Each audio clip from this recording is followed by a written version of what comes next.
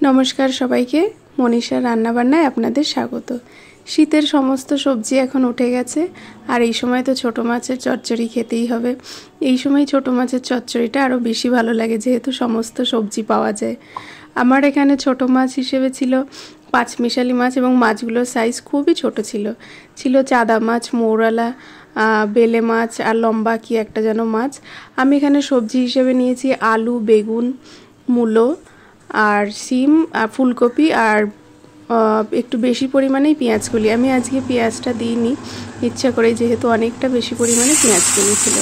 মাছগুলো আমি নুন হলুদ মাখিয়ে নিয়ে একবারে দিয়েই ভেজে নেব।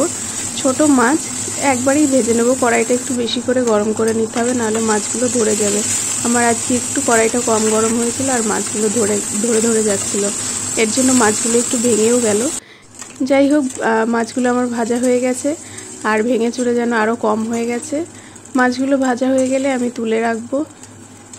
ছোট মাছ ভাজতে গেলে বেশ অনেকটা তেল লাগে।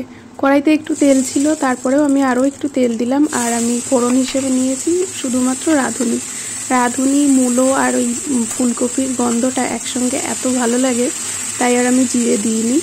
রাঁধুনি ফোড়ন দেওয়ার পর আমি সমস্ত সবজিগুলো দিয়ে দিয়েছি। দিয়ে আমি এবার একটু জোরে আঁচ দিয়ে বেশ করে ভেজে নেব। এই আগেই নুন হলুদ দেবো না, এই ভাজাটা হলে সুন্দর একটা মূলো আর ফুলকপির সুন্দর একটা গন্ধ বেরোয়।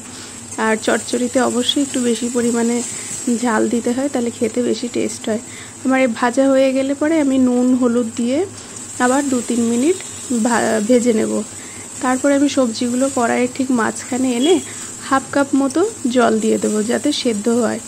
হাফ কাপ জল দিয়ে একদম ওপরে মাছটাকে ঢেলে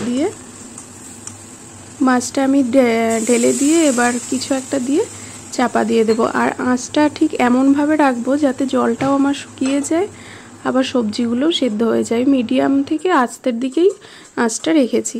এবার ঢাকা খুলে দেখলাম আমার জলটাও শুকিয়ে গেছে, আবার সবজিগুলোও খুব সুন্দরভাবে সেদ্ধ হয়ে গেছে।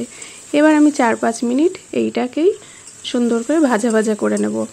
কিন্তু আমি এই চচ্চড়িটায় ধনেপাতা দেব না। ধনেপাতা দিলে যে মূলো আর ফুলকপির একটা সুন্দর সেন্ট থাকে, সেই সেন্টটা নষ্ট হয়ে যায়, শুধুমাত্র ধনেপাতার গন্ধটাই পাওয়া যায়। আমার চচ্চড়িটা পুরো রেডি হয়ে গেছে। এবার আমি চচ্চড়িটা নামিয়ে নিলাম। যদি আপনাদের ভালো লাগে তাহলে অবশ্যই একটা লাইক, শেয়ার, কমেন্ট করে দেবেন।